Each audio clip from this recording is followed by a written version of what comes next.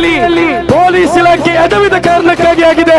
Social democratic party of India ನಿನ್ನೆ ಪತ್ರಿಕಾಗೋಷ್ಠಿಯನ್ನು ಕರೆದಿರುವಂತಕ್ಕಂಥದ್ದು.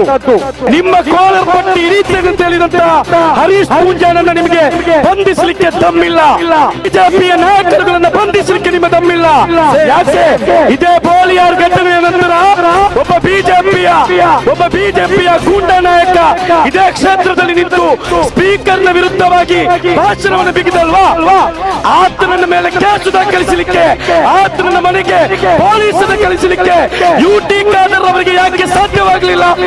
ಇನ್ನೊಂದು UT Khader ಅವರೇ, ನೀವು ಅಂದುಕೊಳ್ಬೇಡಿ, ಯಾವಾಗಲೂ ಕೂಡ ಈ ಸಮುದಾಯ ನಿಮ್ಮೊಂದಿಗೆ ಇರುತ್ತದೆ ಅಂತ ಹೇಳಿ ಹೇಳಿಕೊಂಡು ಬಿಜೆಪಿ ಬರದೇ ಇರಲಿ ಅಂತ ಹೇಳಿ ನಿಮ್ಮ ಜೊತೆಗೆ ನಿಂತಿದ್ದಾರೆ.